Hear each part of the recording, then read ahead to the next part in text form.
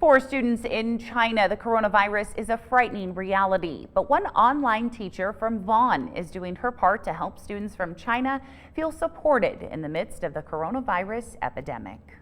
This is Megan, an English instructor for students in China who transitioned from teaching in front of a classroom to in front of a computer screen.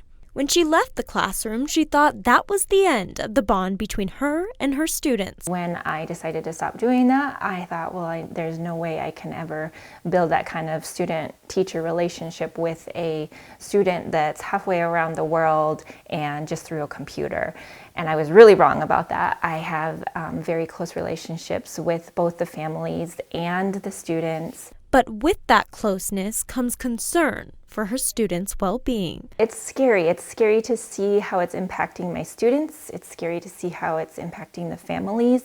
Some of the parents of my students are in the healthcare field, and my students are missing their moms and dads, and they're worried about them. As coronavirus infections increase in China, schools have shut down, leaving many of Megan's students confined to their homes. They are, in most cases, in a small apartment, confined with just their family members. So you can imagine, after a snowstorm in Montana, we get cabin fever, like we want to get outside, and that's how they've been feeling, but they're in an apartment.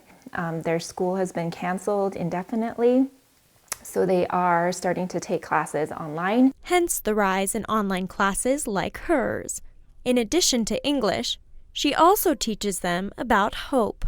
Number one, be a positive, exciting force during our class, trying to make it as fun and exciting as possible. By providing them a window into her world. It's their only chance to see America, and especially in Montana, because we lead such rural lifestyles. They just love seeing the cows and the horses, and just little moments like that has been a huge uplift for all of the families that I know. Megan says sending them photos and videos of our own lives can actually help improve theirs. As long as we can continue to provide some ray of hope for them, I think that can make even the smallest difference. In Vaughan, Lindsay Hyatt, MTN News. All right, still to come, Curtis breaks down the full forecast, and later, it's an event for Western riders.